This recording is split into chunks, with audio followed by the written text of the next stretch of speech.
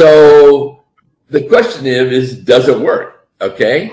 And you guys have seen several examples over the last, 3 or 4 or 5 months here that we've, talked about the single family home retirement strategy. So this next investor, we've talked a lot about, an investor that has maybe 1 or 2 or 3 or 4 properties. But this investor has a number of different properties. So we're going to showcase Robert tonight.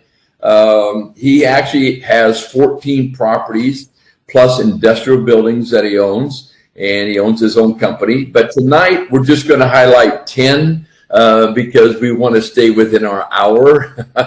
We love Robert to death, but we can only showcase 10. Okay, so Robert, if you're listening, I hope you agree with that. Okay, so let's kind of look at these 10 properties. What do they look like? Where are they located?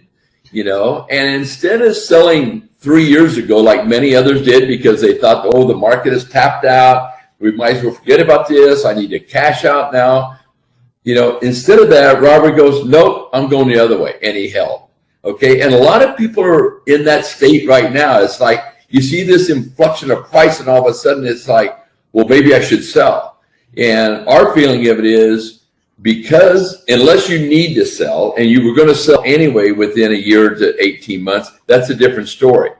Because other than that, the supply and demand, as I've indicated in past webinars, is not going away. Okay, you could build 24/7, and you still wouldn't be able to put enough inventory together to meet the demand in 7 years. Because guess what? In 7 years, people that are 15, how old are they? They're 22, right? So the demand just keeps on coming, and that's not going to change. We may see some political adjustments here and there. That's what I call self-manufactured. But at the end of the day, there's only so much supply, and you have all this demand of people getting older every day. Okay, so let's go ahead and take a look at these properties real quick of Robert's. This here's a property on Blue Ridge. It's in Moreno Valley, California. Very nice property, that you can see there. Here's another one on Deerweed. It's in Corona, California. Another one here on Blazingstar in Perris. And you're starting to see he's very geographically, he's really diversified himself. He didn't just stick in one city. And that's good because different cities can change from time to time. Okay, here's Amber Hill Trail, another one in Moreno Valley, California. 3-car garage, 2-story house there. And now we go to a condo on Las Colinas in Corona. And done very well on that property. Here's Newton Drive, another property back here in Corona. And Hamilton, this is in Corona as well. And what's great about Robert is he likes to take care of his properties. You can see they're very well maintained, and as you do that, of course, the appreciation is going to pay off as well. Here's one in Sulky Court in Riverside. And here's another one in Lone Pine back in Moreno Valley there. Okay.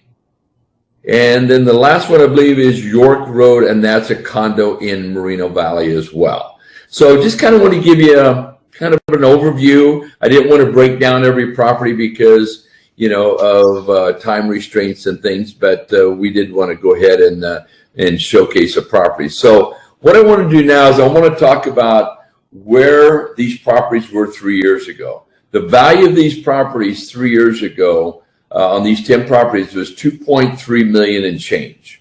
Okay, and this is going to blow some of you away, but today the value of these 10 properties is $4.9 million.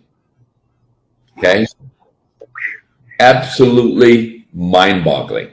Okay, so if you look at it here, the combined loans on all 10 properties is $840,000. Okay, because Robert has been paying these properties down very quickly.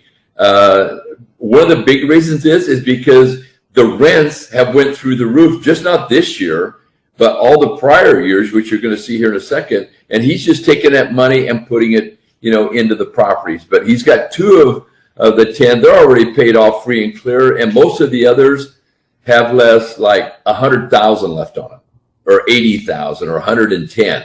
I mean, it's just nothing. Okay. Mm-hmm. And the interest rates obviously are low on them as well. Okay.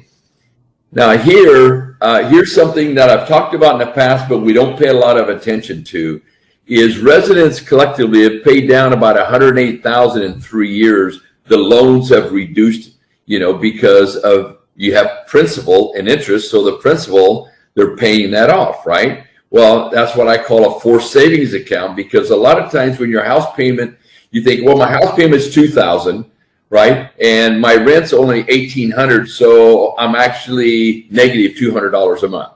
Well, in actuality, you're not, because about $300 of that $2,000 payment is going to reduce the principal on the loan. But you forget about it because it's not in your hands at the moment. I hope that makes sense to everybody. Okay. Now, the net gain in 3 years, basically those properties more than doubled in 3 years. Just staggering, right? Mm-hmm. Okay. Here's what's even more staggering. The rents on those 10 properties have increased over $33,000 from 3 years ago. Okay. Okay. $33,000,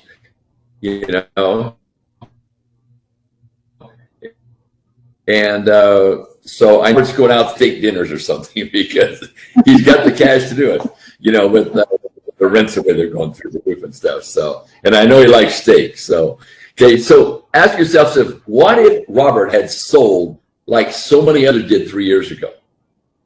Do you think Robert would be kicking himself about right now? Okay. I think he would.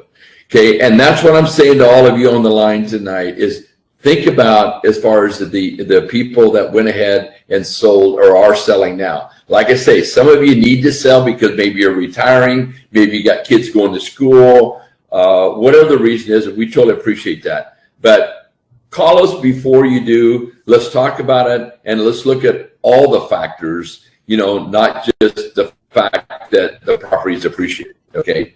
Because we really need to maybe look beyond that.